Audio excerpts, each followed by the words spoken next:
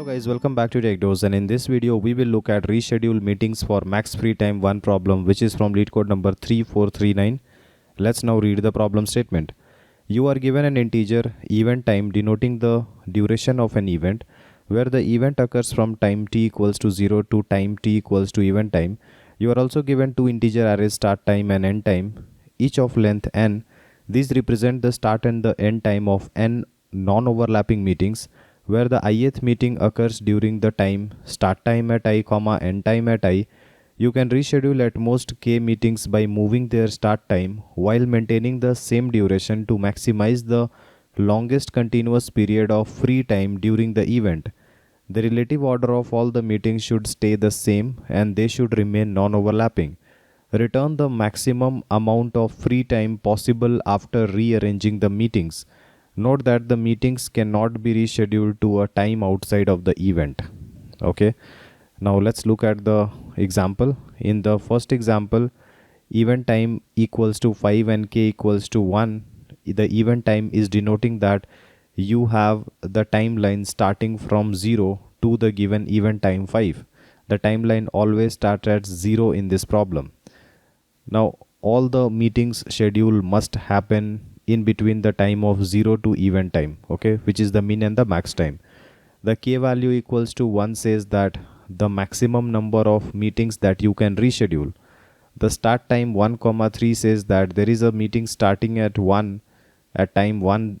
You have a meeting starting, and at time 2 the same meeting will end. So the corresponding values in start time and end time at the corresponding indices will show the start and the end time for that particular meeting. For this meeting number 1, it starts at 3 and it will go till 5. So it will go from 3 to 5. So these are the two meetings which are given. Now in this case, if you have maximum k number of meetings to be rescheduled, then what will be the maximum free time in such a way that the arrangement of the meetings do not change. That means the order of the meetings should not change. So if this is meeting number A, meeting number B, then A happens before B, then it should be in the same order after the reschedule. You cannot just reschedule that B will come to the left of A. That cannot happen. So if you do that, then you can actually slide this meeting A to the right hand side, and you will say that the meeting A will now happen from 2 to 3. The time it takes will remain the same, right? So if you slide it to the right hand side, then it can start at 2 and end at 3. Then in such case, the free time available will be 2. You can do another thing where you just try to slide this A to the left hand side and say that A will start at 0 and end at 1. In that case as well, the gap will be 2, right? You can also do sliding on this B, where you move this B to the left hand side, but in that case B will have to start at 2 and it will end at 4. So in this case you have a gap size of 1 on the left side, gap size of 1 on the right side. So the maximum gap size is only 1. So this configuration is not good for us, right? Now why didn't I slide A along with B? Because the k value was 1, and so you cannot slide more than one meeting in this case, right? So out of all the possible configurations, 2 was the maximum free time. That means the maximum contiguous free time was only 2, and that is why the answer is 2, right? Now if you look at the second example, then again you can solve it by imagining that k value is 1. That means you can only reschedule one meeting. So if you slide this meeting to the right hand side, since this meeting size is 2, so you can move it from 7 to 9, and so the maximum free time that you can get is from 1 to 7, which is 6. Okay, and that is why the answer is 6. By following any other configuration, like if you had moved this third block to the left hand side, then it will go from 4 to 5. The gap size here will be the event time, which is 10 minus 5, which will be 5 only, and here you have a gap size 1. So the maximum of 1 comma 5 is 5, but this is not the largest gap that you can produce, right? So out of all the configuration, 6 will be the result. I have not shown you all the configuration. You can also move this green bar to the right hand side, which goes from 1 to 2, and here will be 1 size gap, and here you will have around you can say 5 size gap. So this will also be max of 1 comma 5. So 6 will be the answer in such case. In the last example, all the slots are occupied. So a meeting is going from 0 to 1, 0 to 1, then you have 1 to 2, 2 to 3, 3 to 4, and 4 to 5. If you see 0 to 1, 1 to 2, 2 to 3, 3 to 4, and 4 to 5, right? So the event time is also equals to 5 and the timeline starts from 1. So in this case there are no slots, there is no free time, so it does not matter whether you can reschedule or not. Actually rescheduling will not be possible because only sliding operations are allowed. You cannot pick and swap because the ordering has to be same, right? So in that case the answer will be 0. I hope all the examples are clear. So if you look at the constraints, then in this case the maximum event time can be 10 to the power of 9 and minimum 1. N is the start time dot length and end time dot length, denoting the number of meetings, and n will always be ranging from 2 to 10 to the power of 5. That means there will be at least 2 meetings and maximum 10 to the power 5 meetings. K value, which is the number of reschedules allowed, will be from 1 reschedule to n number of reschedule, where n is the number of meetings, right? And the start time at I will always be less than end time at I. That means a meeting cannot start and end at the same time. I cannot write 2 comma 2 for a meeting. Okay, at least the gap size must be 1. That is the meaning of this start time at I being less than end time at I.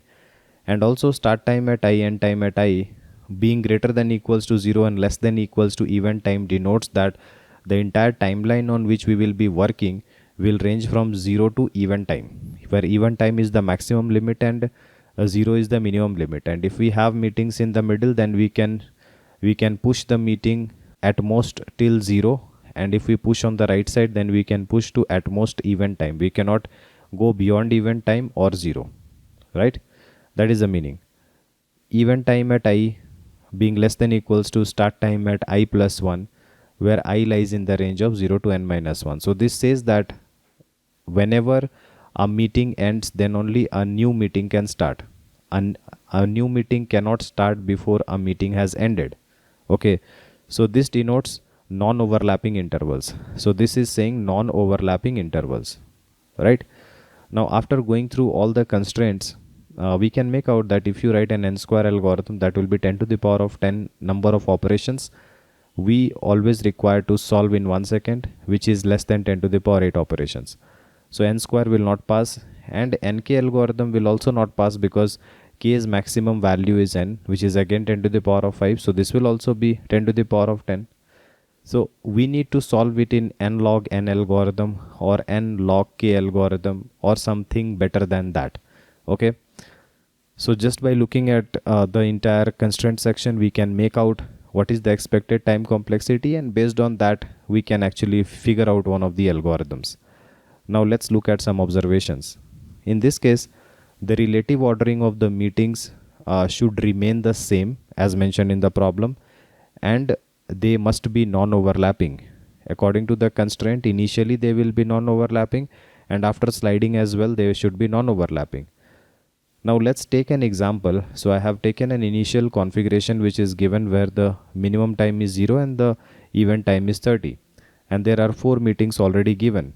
Okay, and we want to create a gap in between this B and C, so that I want to free up the maximum amount of time in between B and C. And how can we do that? Let's say that we are allowed 4 moves. That means the k value is maximum 4 in this case. Then we can move 4 number of meetings. So what we will do is, if I want to create free time between B and C, I will slide A to the left, B to the left, and C to the right, and D to the right.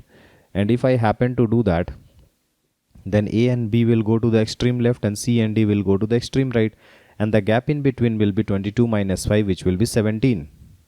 And this free time was produced when the k value was equals to 4. If the number of moves allowed are less than 4, then different type of configurations can be produced with a different free time.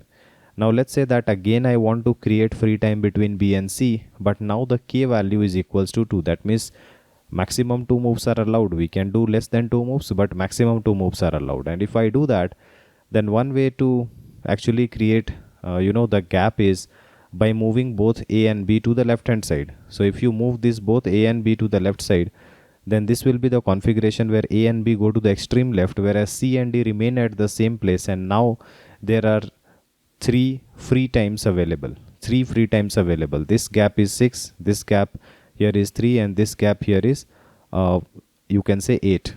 Okay, so the maximum of all these gaps are 8, and that is why it is 8. Now our goal was to create the maximum free time between B and C, so that is equals to 8 here, right?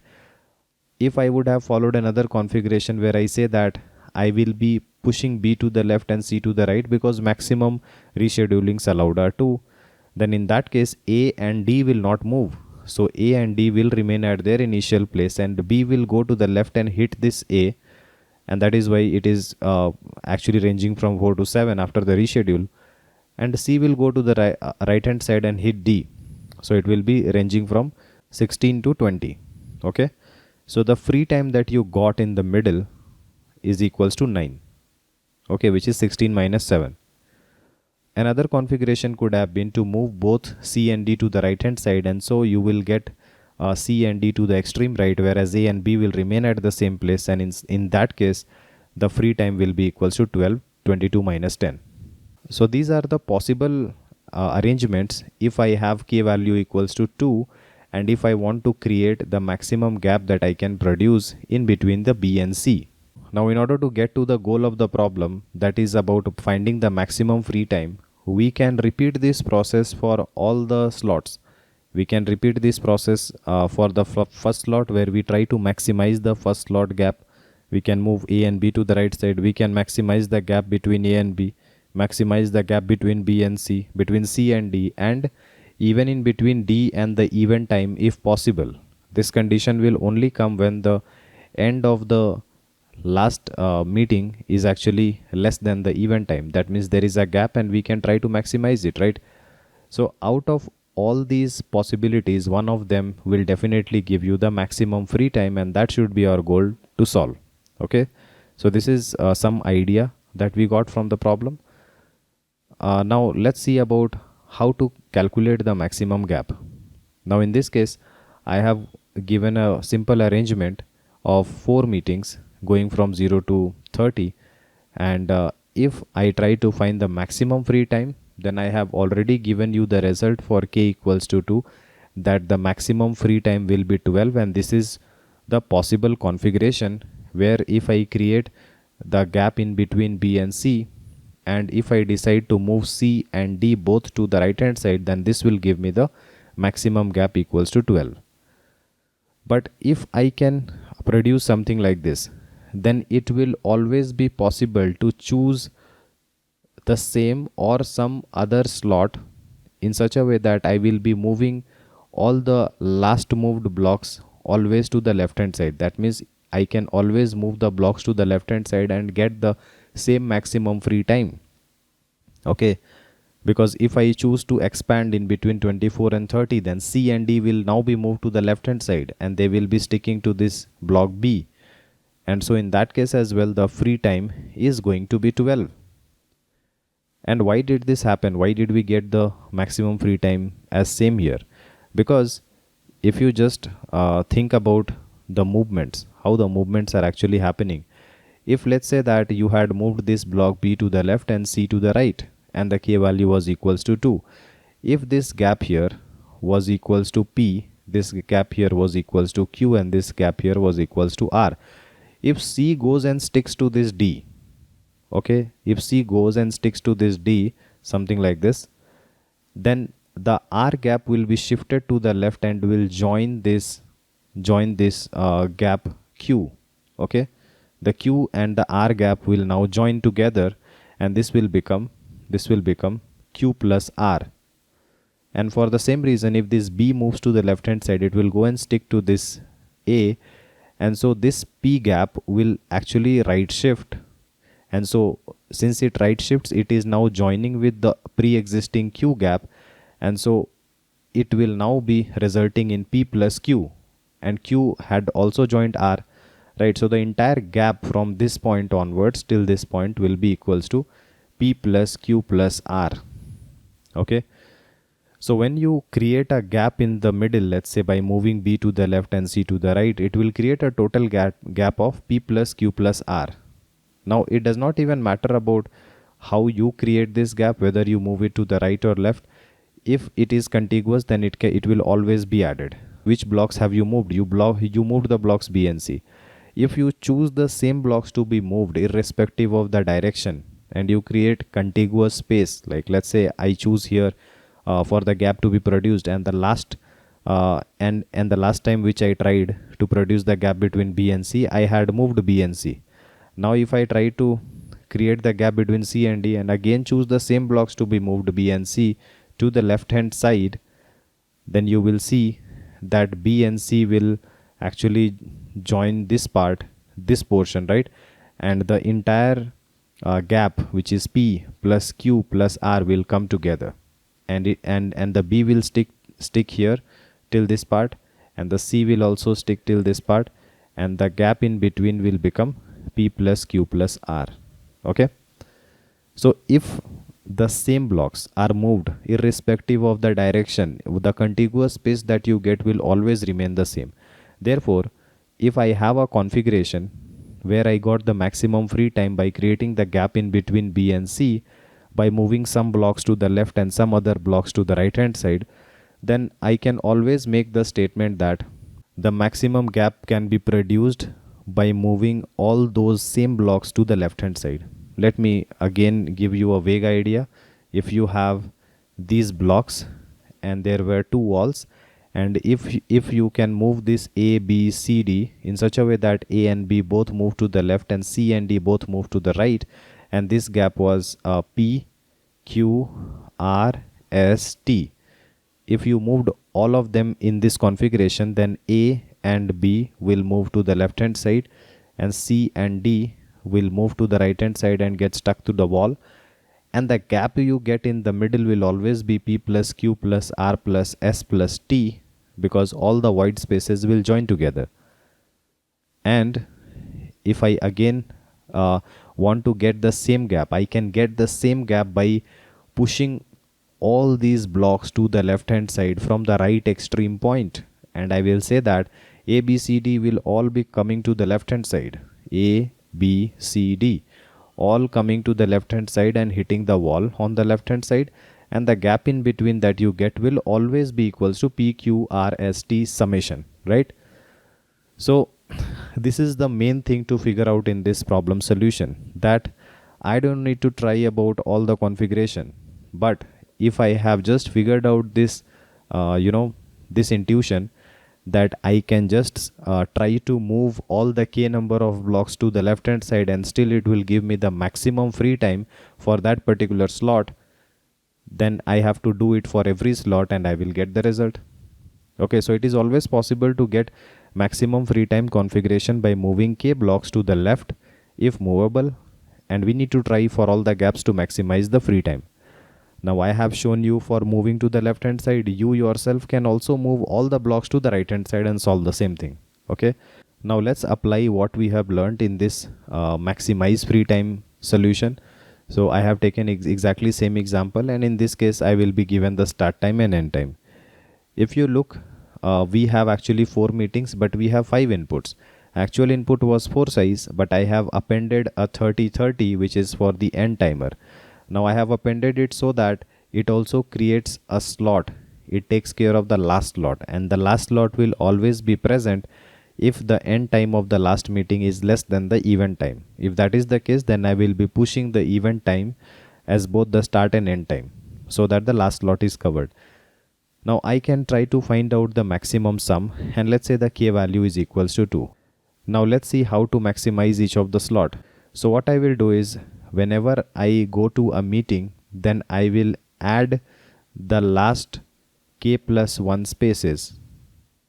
Okay, last k plus 1 spaces. Why k plus 1 spaces? Because if you have k number of blocks, let's say k value was 2, then it can have 3 slots when you are at this meeting number A, and if you had 2 slots, I mean 2 meetings on the left hand side, then the number of free times in the middle can be 3. And that is why I will be adding the last k plus 1 spaces so that I can find out the maximum free time by moving the left hand side k number of blocks sliding to the leftmost endpoint. Okay, so there is no left side block, but the gap is present, which is 2 minus 0, right? So I will be adding it to my sum. Let's say adding it to my sum, which is equals to 2, and max sum will always be maximized, right? Now I will jump to the next slot, and again I will be adding k plus 1 spaces, value being 2. K plus 1 spaces on the left side is, how do you calculate it? Like, you can calculate it by subtracting 7 minus 4 and 2 minus 0. So 7 minus 4 is 3, 2 minus 0 is 2, so the sum will be 5, and 5 is greater than max sum, so update the max sum. Now you go to the third slot.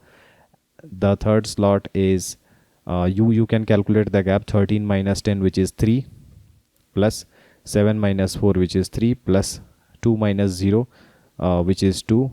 So this will be 8, and you can override this value to 8, and the maximum sum value will now be 8. Okay. Now again you can move to the right hand side and you see the D value. Okay.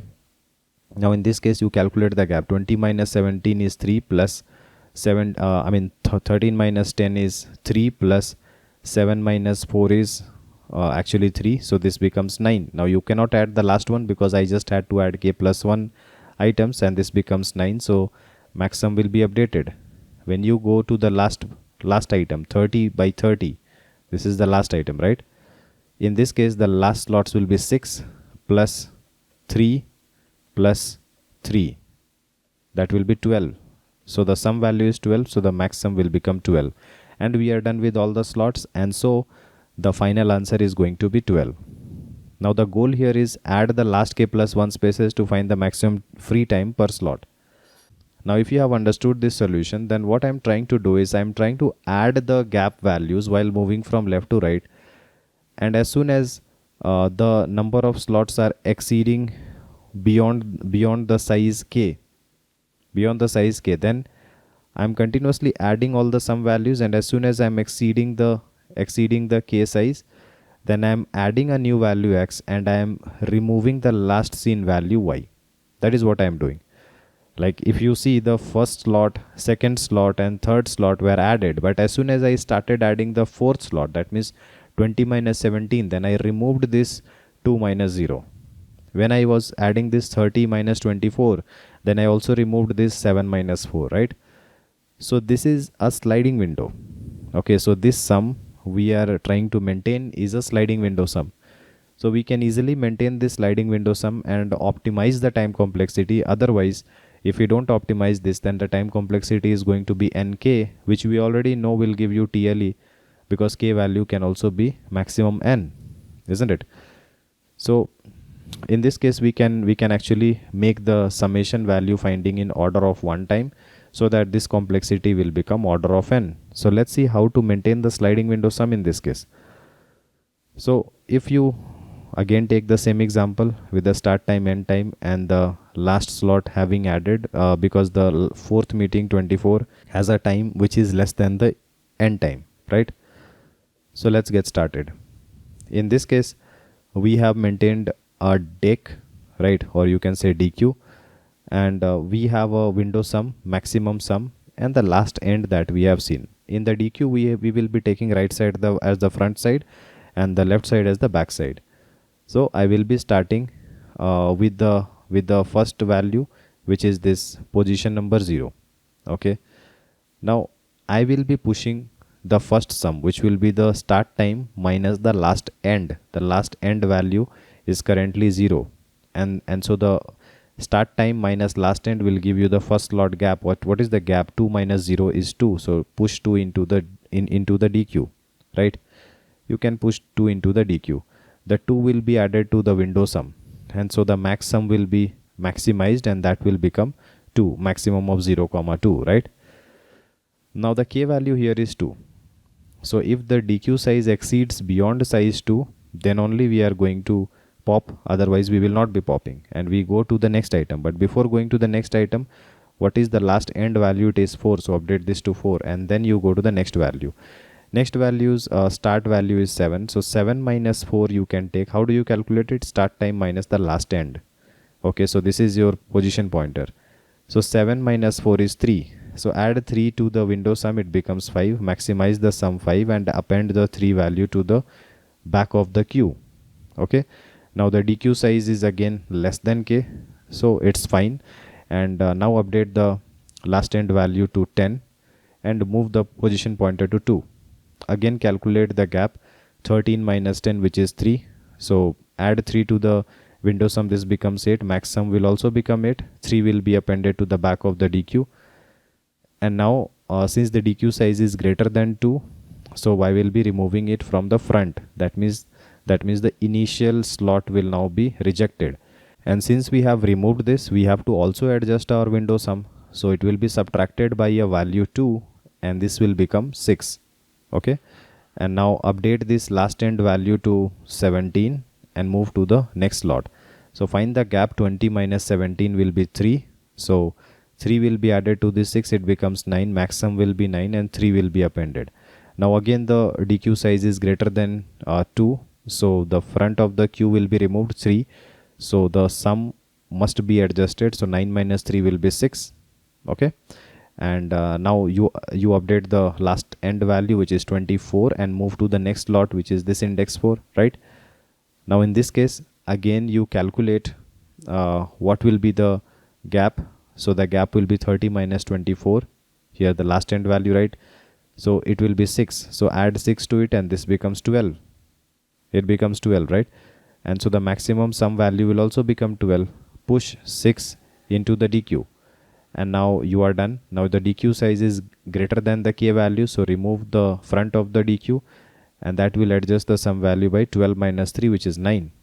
And then you are done. You will go to the next slot and you are done. Once you are done, the maximum sum will give you the maximum free time, and I hope this is clear. So we have used the DQ technique to maintain the sliding window sum. And if you do that, then an item can only be pushed and popped one time from the DQ and never to be pushed again. So the time complexity is going to be order of n and the space complexity will be order of k, but the k's maximum value can be n. That is why the space complexity will also be order of n, and that will only happen if all the items actually comes into the DQ. I hope this technique is clear. Let's now look at the code. If you are someone who is looking to prepare for top product based company within a limited time of just 3 months, then we have brought for you both the DSA and the system design live interview training program. The most important feature of this program is you get a filtered and condensed structured curriculum, in-depth discussion of all the topics, and my guarantee of your understanding, one-on-one guidance with me, and live weekend classes. To know more about the training, you can WhatsApp us on this given number. In this code, we are given the event time K, start time and end time. This first adjustment is about adding the last slot. So if you have an event time and the last meeting has an end time which is actually to the left hand side of the event time, then there is a slot in the middle, and to take care of that I will add a dummy meeting which is event time comma event time, starting and ending at the same point. Okay, and once it is done, we will be actually finding out the start time dot size, which is the number of meetings. We will be maintaining the maximum sum in max sum and calculating the window sum in win sum. We have the position pointer which we will be using to parse from left to right over all the meetings, and the last end value will say about if we are looking at the meeting, then what was the end time of the last meeting, so that I can calculate the start time minus end time to get the gap value. Okay, the DQ will help us in maintaining the sliding window sum, right?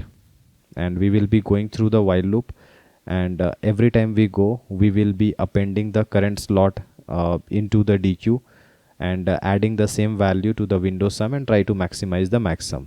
Okay, and if the DQ size grows beyond k, then I will be taking out from the front of the queue, right, as I had mentioned, and that same sum will be adjusted from the window sum.